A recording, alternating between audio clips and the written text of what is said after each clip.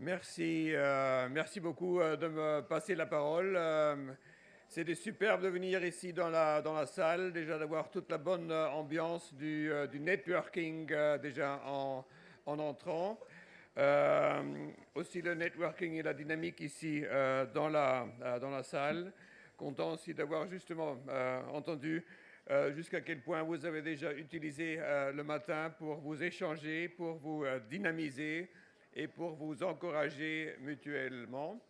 Je comprends très bien qu'il y a une compétition avec la pause café derrière, mais je ne le prends pas au personnel. Au contraire, je vous invite de jouir ça également.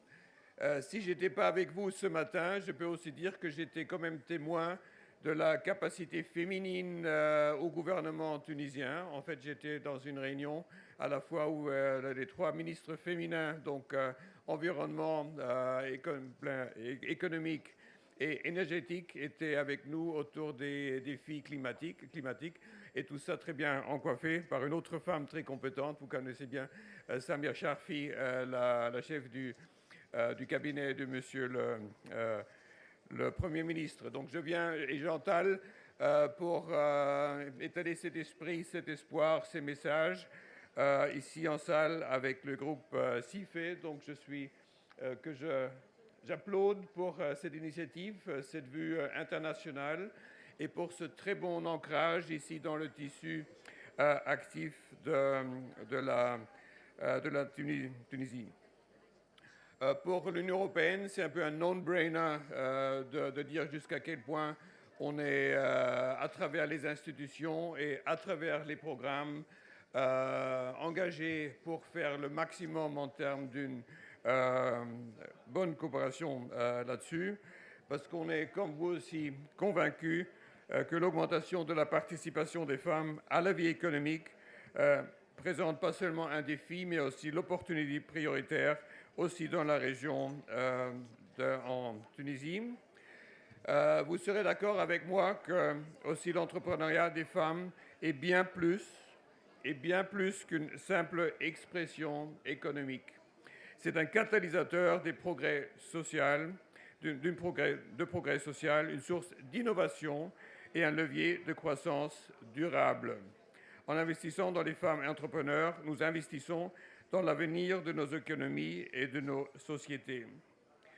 Je pourrais passer en revue, mais je ne le fais pas, quand même aussi jusqu'à quel point en l'Union européenne aussi beaucoup de nos programmes sont axés sur le fait d'utiliser cette créativité débordante et l'engagement autour des efforts économiques.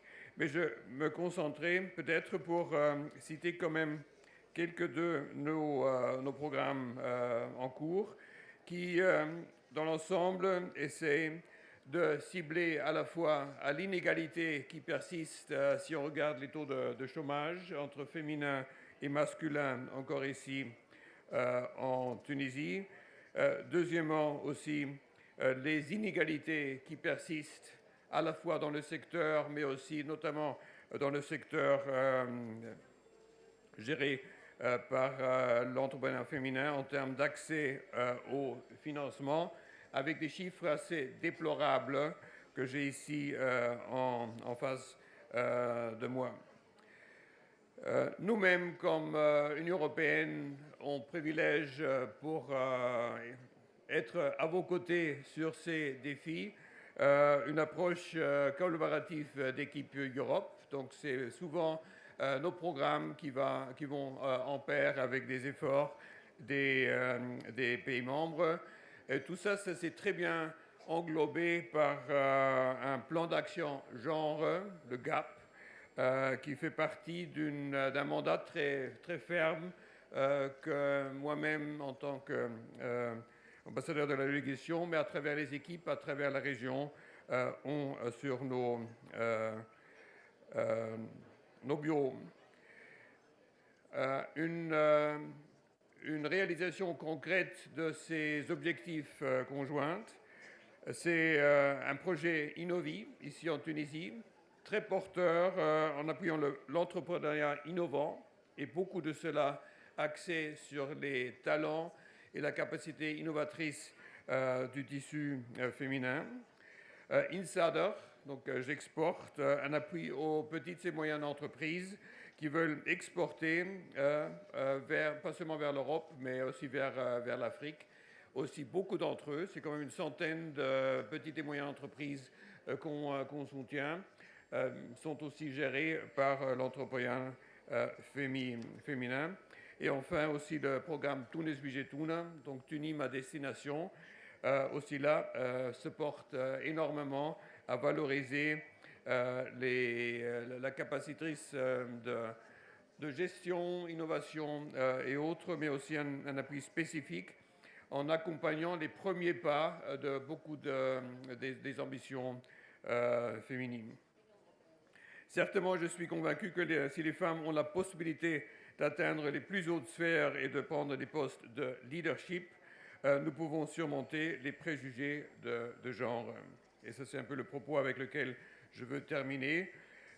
Je crois que les sociétés dans lesquelles les femmes accèdent à des postes de direction sur un pied égalité sont non seulement des sociétés plus justes, mais aussi des sociétés meilleures, plus prospères, avec plus de talent, plus de potentiel et plus d'égalité intergénérationnelle.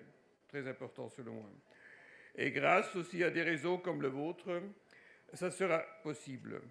Il suffit de regarder autour de vous, ici dans la salle. Il y a tellement de femmes talentueuses, expérimentées et déterminées en Tunisie, en particulier chez les jeunes générations. La connaissance des technologies numériques promet une capacité d'innovation. Et dans le secteur de l'environnement, les possibilités offertes par l'économie verte et circulaire, d'ailleurs c'était le thème de ce matin aussi, doivent être privilégiées. Il est important de construire des réseaux et des alliances, comme ici le Conseil international des femmes entrepreneurs, CIFE.